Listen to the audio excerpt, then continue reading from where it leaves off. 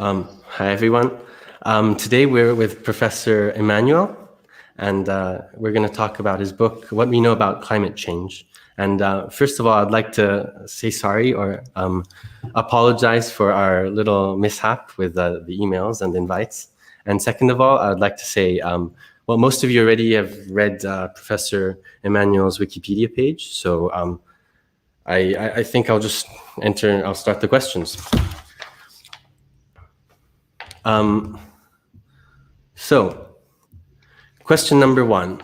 Our last two guests talked about this 10-year period we have before we get irreparable climate damage. I was just wondering if you could talk about that a little bit.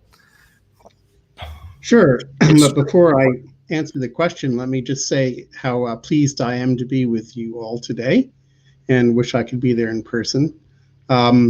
I love Bologna, and I actually have a former student from a long time ago who's from there and is working, as far as I know, working in Bologna today.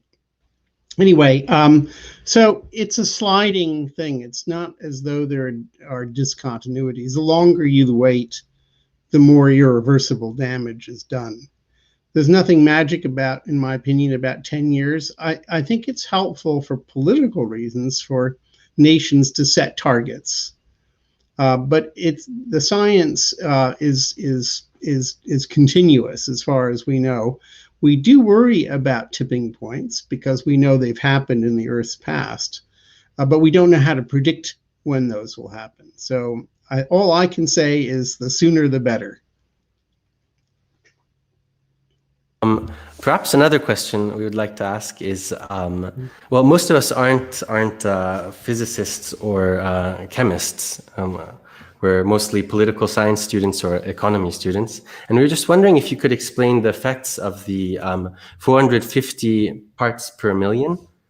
So the fact that there is 450 parts of carbon dioxide in the atmosphere, if I'm not mistaken. I was just wondering if you could explain the practical effects of that. Sure. Carbon dioxide is far and away the most important long-lived greenhouse gas in the atmosphere. Now, long-lived means, in this case, on the order of 1,000 years. It's not long by geological standards. Water vapor is a much more influential greenhouse gas because there's a lot more of it. But its lifetime in the atmosphere is about 2 weeks. So there's very little we can do to change water. Water vapor is a feedback in the climate system. It responds to temperature. So the dependence of temperature and radiation on CO2 is well known from experiments first performed well over 140 years ago. And it goes up logarithmically with CO2, which means if you you can count doublings. If you double CO2, you'll get a certain temperature increase. If you double it again, you'll get the same increase again, and so forth. So through most of the history of the Earth since the last ice age, the carbon dioxide concentration was 280 parts per million. And it started to rise at the onset of the Industrial Revolution. And it's up to about I think my understanding is up to about 420 parts per million today, something like that. And so it's increased a lot, and we're on track to having doubled it from pre-industrial values within a few decades. May I jump in, Madam? So we just connect a bit the dots. Nice to meet you, Professor Emanuel. It's really an honor to talk with to you. Based on what Madame said, this concentration, 450 parts, is considered like a bit of a dangerous threshold, right, to reach. Can you tell us a bit more about that, and also what paleoclimate data tell us? Because this concentration, if I'm not mistaken, has been registered in the past. And so if you can tell us a bit more about that, because we know that paleoclimate data help us a lot also for understanding a bit the future we can expect. Sure. Well, I think it's helpful to put the variation of CO2 in the geological context. So in the last 3 million years, we've had 10 ice cycles. And during the glaciation, the carbon dioxide concentration falls from its normal interglacial value of 280 parts per million down to about 180 parts per million. And we think that that was an important effect in cooling the tropics. The high latitudes cooled because you're reflecting so much sunlight from all the ice. The tropics probably cooled from this drawdown of CO2. Now, it has to be reckoned that the sea level during these glacial periods was 120 meters lower than today. So that just gives you an appreciation for how much sea level could vary with CO2, except that it takes a long time for the sea level to go up and down, because it takes a long time for the big continental glaciers to melt and to reform. So the concern is that if we keep putting more carbon dioxide in the atmosphere, one of the concerns is that sea level will go up. If we're at 450 parts per million and we waited 1,000 years, it might go up tens of meters. But even in the 100 years that we're worried about, the next 100 years, it could easily go up by more than a meter. So as you increase CO2, the ice begins to melt, but it takes a long time to melt. And sea level rise is one of the more consequential, but by no means the only effect of putting carbon dioxide in the atmosphere. And just also for our listeners, because we always hear these magic two words, tipping points, can Yes. we explain our our audience what are they? Also in a conceptual manner, right? So it's a point after which the system changes irreparably, and to go back to that point, it takes an enormous effort, right? It's like a chair that falls down. Well, that's right. Yeah. No, there are all kinds of tipping points on different timescales. Let me give you one example that we should be worried about, and that is when the great continental ice sheets start melting. It's not just some slow process like an ice cube on a kitchen table just slowly melting away. You have all the sea ice, for example, surrounding Antarctica. And the sea ice itself doesn't have an effect on sea level. If you melt sea ice, it doesn't change sea level because it's floating. But sea ice does play a role in holding back glaciers flowing off of Greenland and Antarctica. So if you start melting sea ice, and that's definitely happening, you remove some of the barriers to the motion of these glaciers. Moreover, as the water itself heats up, the ocean water, it can start tunneling under these glaciers. And so glaciologists are very worried that some of the big glaciers flowing out of, say, West Antarctica are going to start really accelerating fast. And that really could raise sea level abruptly and uncomfortably. And you can't put that water back. In other words, it takes thousands of years if you could cool off the climate for those glaciers to reform. I've got a very quick question. Can you hear me? Yes. Okay. But doesn't 10 meters mean that Florida disappears? Yes. 10 meters means Florida disappears. Wow. Yeah. If 10 years isn't the right measure or the right doomsday clock, what do you think is the right doomsday clock period? Or how long do you think we really have? I think most of my colleagues would give you the same answer that I give. We don't know. We don't know these physics well enough to predict that. It could happen tomorrow. It could be too late already. It might be that we have more time before things really get bad. We just don't know enough about the climate system to predict it. We don't know enough, for example, about the physics of ice and its movement over bedrock and the tunneling of warm water under it to be able to make a prediction. All we can do at this point is to sit back and observe the process. So this is what, since there's so much at stake, The precautionary principle is you should try very hard to stop it from happening. I don't understand those, and I know some otherwise smart people will say, well, since we're not certain it's going to happen, we'll just bet on not much happening. And I don't understand that. We don't apply that kind of reasoning to any other serious risks that we deal with.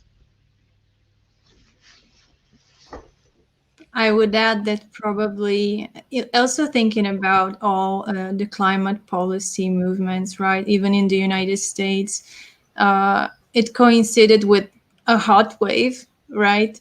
I mean, Yes. it got their momentum because people saw for real the effects. And it seems now that if we have like this here in Italy, this chill spring, like climate change is not real because probably human heads are not acquainted with reasoning on climate terms like averages, long term. So you just see temperature and atmospheric changes, and you can say that the climate is changing in our areas, at least, not speaking for the southern countries, right? So it's even about perception, and until you do not see the real effects, you tend to belittle it. And also I would say, and I would ask you about negationists, right, tend to attack climate science based on these grounds, based on everyday temperatures, or the fact that this climate science itself doesn't have enough data yet, as you said. Could you please tell us a bit more about these grounds that negationists use to belittle climate science findings?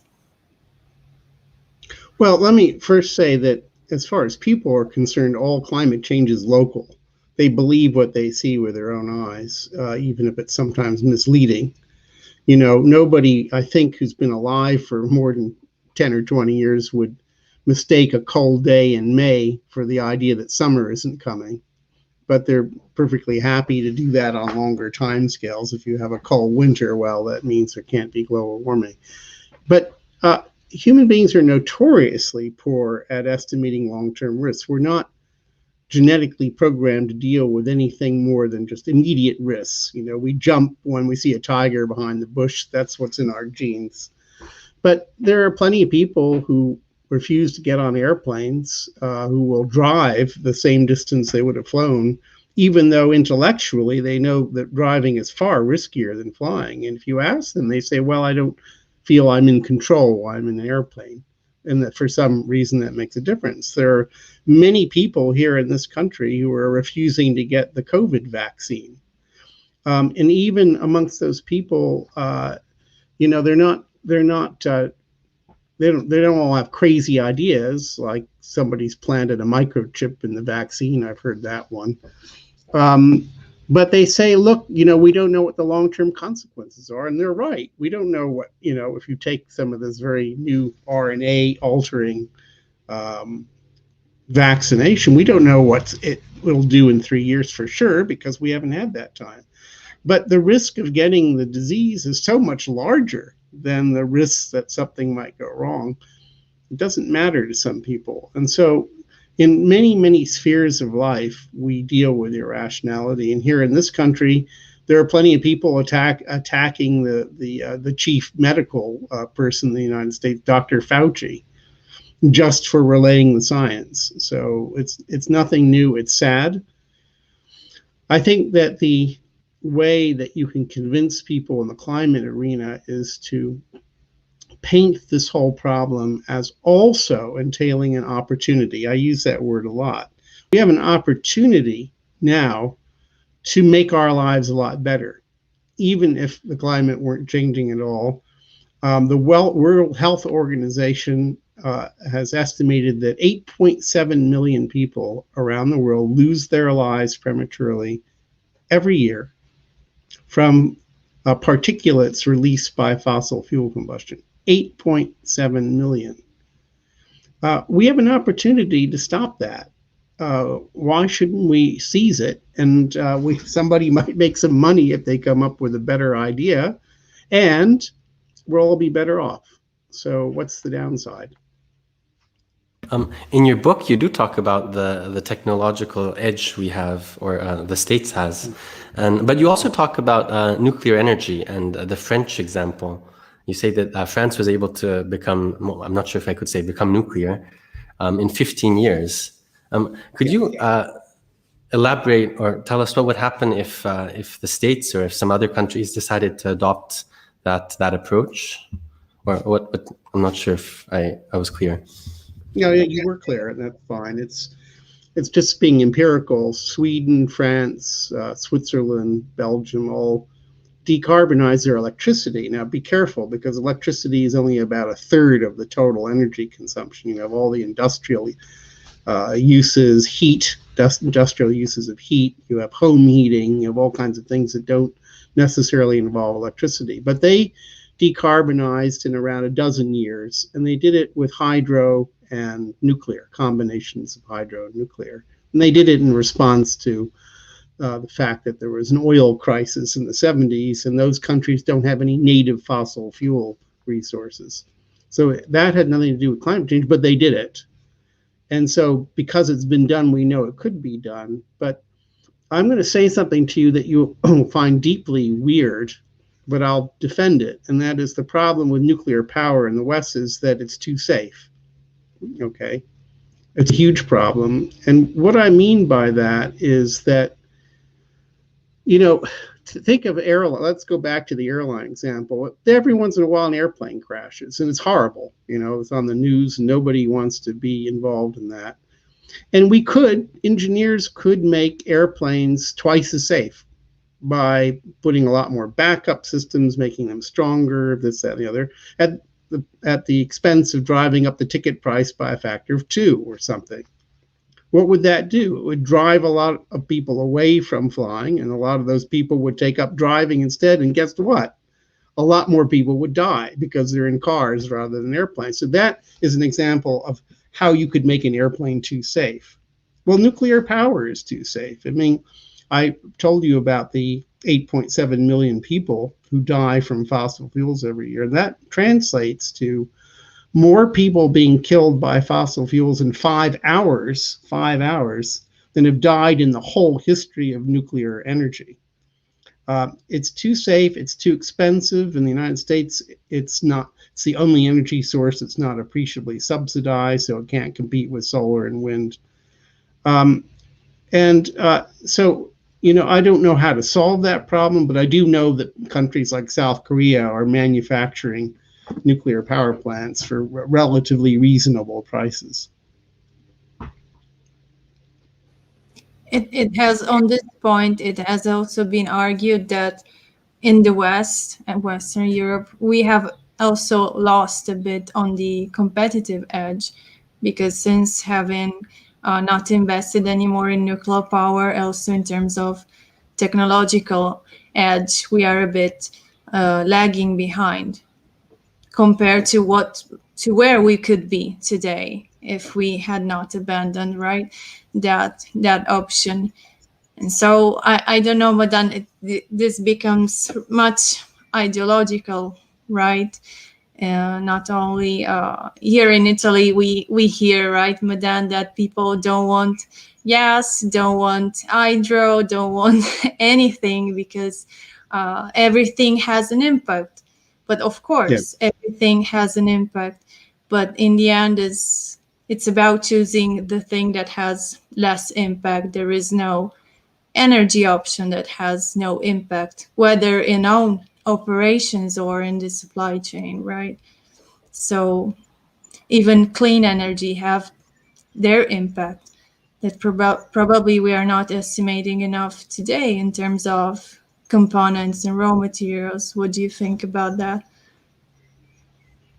Well, it's actually a very complicated and not very nice landscape to look at, the whole energy thing.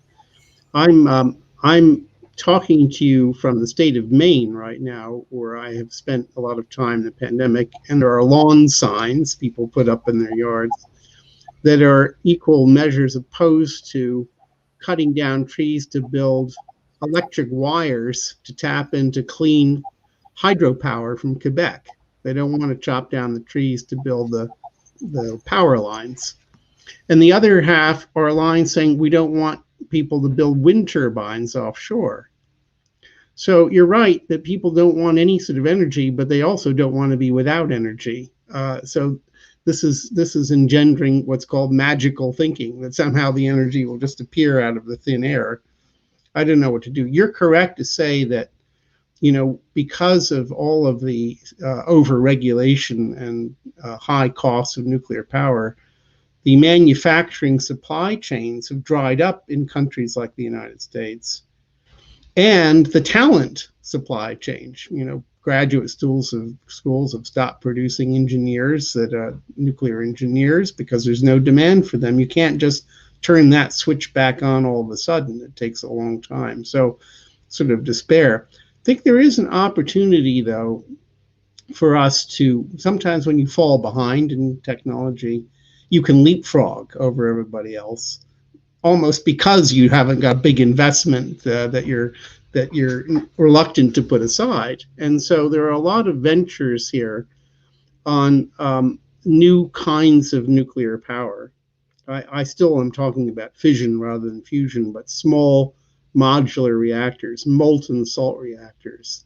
I'm working with a group at MIT who's creating something called a nuclear battery. And what they mean by that is a very small reactor of the size you can put in a container, as you would load onto a container ship. And a company delivers the container, you hook wires up to it, you turn it on, it generates power, the waste is contained within the container. 5 years later, the company comes back, takes away the container and gives you a new one. That's the idea. And you can string them together if you need more power. And these, you could imagine going from concept to full production in a few years as opposed to a few decades. Not the most efficient way to generate power, but in fact, somewhat more efficient than the combination of, say, solar power and batteries to store the power for when it's dark. So, you know, there are opportunities for technological leapfrogging. Hi, thank you very much for coming today. I'm currently working on a project at the European Central Bank on measuring climate risk within a market risk framework. So we are looking a lot at physical risk and transmission risk to the financial sector. What do you think is going to be the effect of hurricanes in the long term on banks and the financial sector specifically? Can I just interrupt Luca and say that his opinions aren't from the European Central Bank? Yes. Because otherwise he might get in trouble. He might get in trouble. Okay, understood. It's a very good question, though. And I spend a lot of time on this problem of climate risks because that's really how I think the economy is going to be most quickly and obviously affected by this. And right at the moment, I don't think my profession, science, is doing a particularly good job in quantifying climate risks. They're too focused on things like global mean temperature, which really doesn't mean anything to anyone when you come and think about it. It's the incidence of damaging events like storms, floods, and droughts. And I strongly feel we need to bring physical modeling into assessing those risks rather than strictly relying on historical statistics of risks, of natural hazard risks, which is the state of the art, believe it or not, here in the US. It's all based on history, and history is no longer a good guide to the present, let alone the future. So we've got to do a better job. And we have worked a lot on hurricanes, and we do expect on theoretical grounds that they will become stronger. And we now are beginning to see evidence in the data that they are, and that they will rain a lot more. And they will produce more storm surges, which will be worse because the storms are stronger, but also because sea level is going up. And so you could easily double global hurricane damages in the next few decades. And that, it's not a trivial amount of money. It's in the, globally, it's around $50 billion a year on average. So, yeah. But then you have to add in all the other phenomena like fires and droughts and everything else. That's how I think we should go about estimating climate risks. So you don't think at historical regressions would be accurate in modeling climate risk? Well, in many cases, no. I mean, let me give you a concrete example. There were these terrible floods in 2017 in the city of Houston in Texas that were caused by a hurricane. And 3 independent groups of scientists, and I was one of those groups or part of one of those groups, estimated that the probability of rain of that magnitude from a tropical cyclone in Harris County, which is where Houston's located, had tripled between 1970 and 2017. When you're talking about extreme events that are the tails of distributions, it doesn't take a lot of shift in the mean of the distribution to really affect the tails. And so a factor of 3 is huge, right? And the insurance companies and the city planners and everybody who needed to know what the risk was had it wrong, probably by a factor of 3.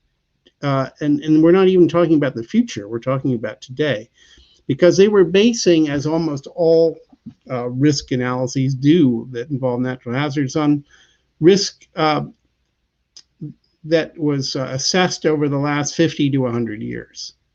And there's already been a lot of climate change since then, and that's had a big effect on certain kinds of extreme events.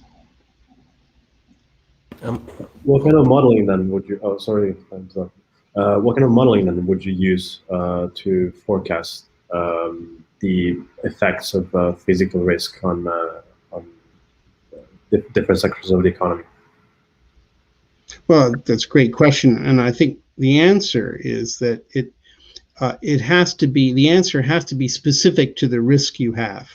For example, if I wanted to assess the risk of ice storms to power transmission systems, and that's a big one actually, I would use one kind of modeling to do that. If I wanted to assess risks associated with hurricanes, I would use something quite different. But I think we have the tools. I think the problem, the logjam here is that within academia, and I don't know whether that's true in Italy, but I suspect it is. I know it's true in the US. There's these stovepipes. So it takes a really high-powered scientist to develop and run and understand a computational model of the fluid dynamical system of the atmosphere, the ocean, and other aspects of climate. This is a science thing.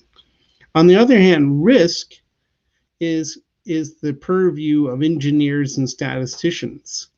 And we're not graduating talent that understands both physical modeling of fluid systems and the concept of risk, and can apply that understanding to an actual assessment of risk.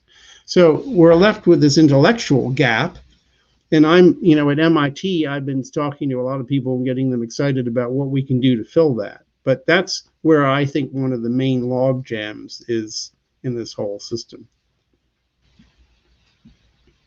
So you are saying that models should better identify the risk and then the target of the risk, right? Because currently I worked previously in a ESG rating company, and they were developing a tool for climate scenario analysis, and it's really, really hard to do such models because they want basically to integrate so many variables that you somehow lose sight, right? You want to integrate all the physical parameters, but also all the social and then the economic, and it becomes really difficult. But this is what investors want, something quick and general, right? Not the specific risk on the specific target. So it's really a challenge.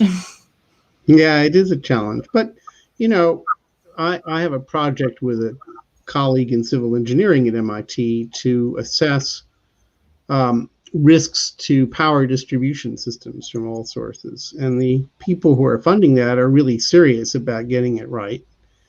And it's hard.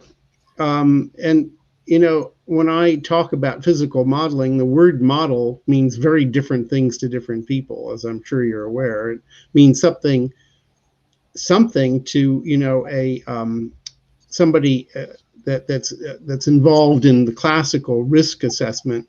When you say model, they're talking about statistical model, a model that's purely based on statistics, gathers historical statistics and makes an assessment. When I talk about a model, I'm talking about the same kind of model that's used every day around the world to make computational weather forecasts. It's a model that solves known equations of the physical system. When an economist talks about a model, it's yet a third thing they're talking about. And as I learned when I had a new student one year, when a new student comes in your office and says, I did modeling for 2 years, she might mean that she was modeling clothes. So you have all these different uses of the word model.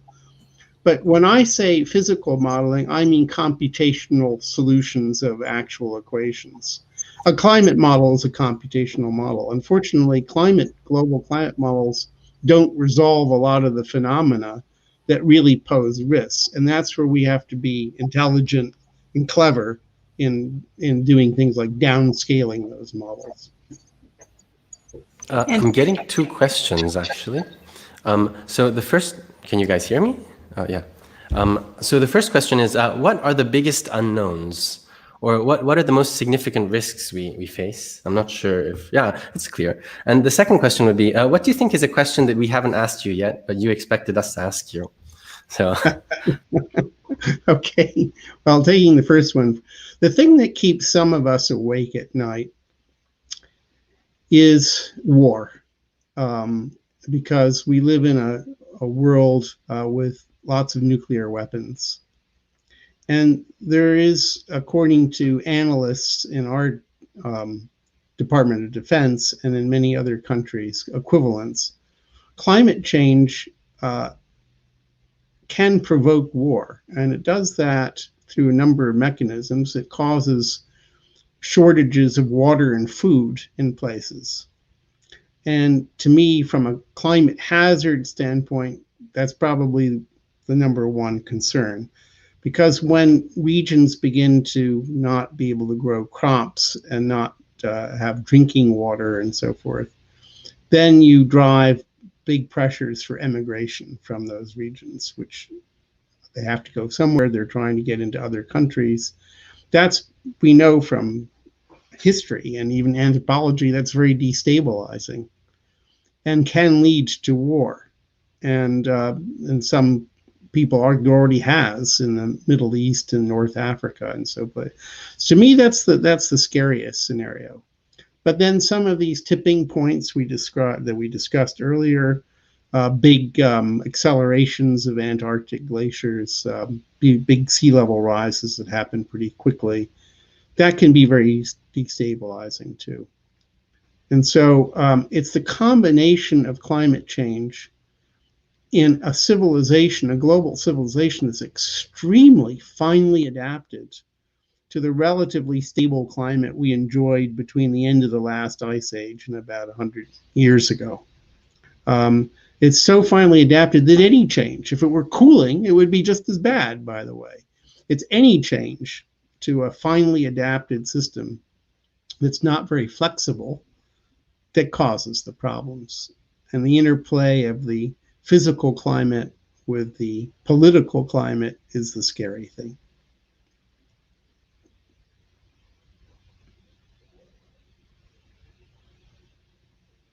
And then I'm supposed to answer the second question. What didn't you ask me? I don't know. I could think of several things, but I'd really like to hear what's on your mind.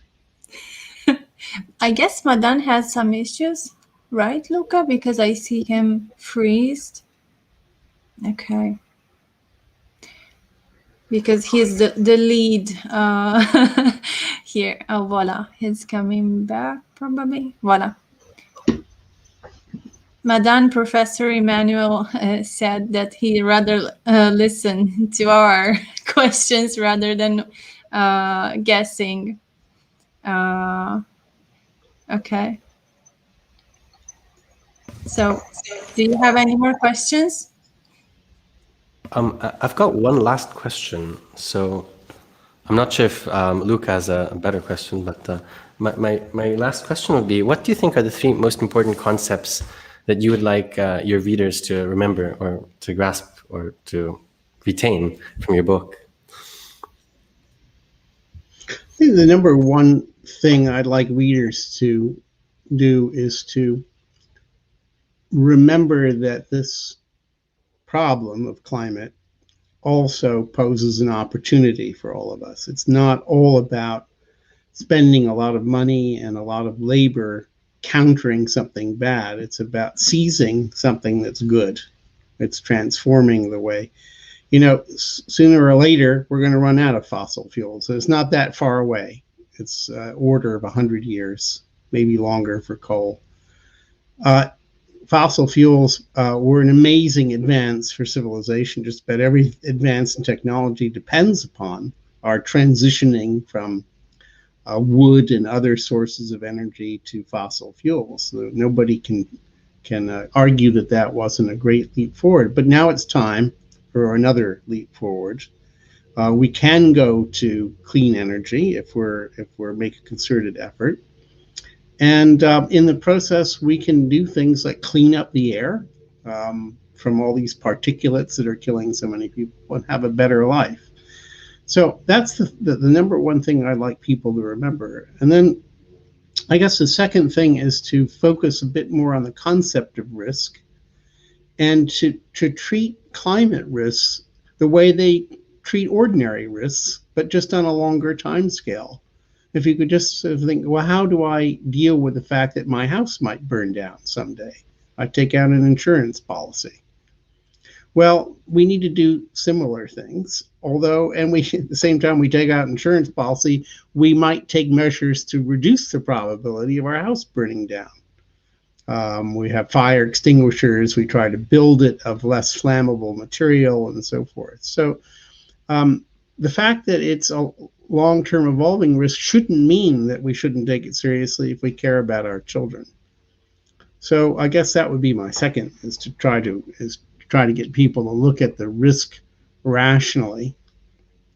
And a third is to, you know, this is a bit self-serving, but I think people need to listen to science and not to political people and radio commentators and people with all kinds of agendas like that. If we had listened to the science on COVID sooner in this country and in many other countries, we would have saved a lot of people's lives and reduced a lot of suffering. So science denial is not usually a good thing. And I'll leave you with those thoughts. I'm so sorry, but may I ask one last question? I just remembered that last time when we had Professor Etsy, who wrote a book on climate change as well, he proposed trying to change the perspective and frame the climate question as an economic question. And I was just wondering if you could say maybe three things on that. You already mentioned a bit of this idea or this pivot. But I was just wondering if you could just say 3 or 4 more words on this topic.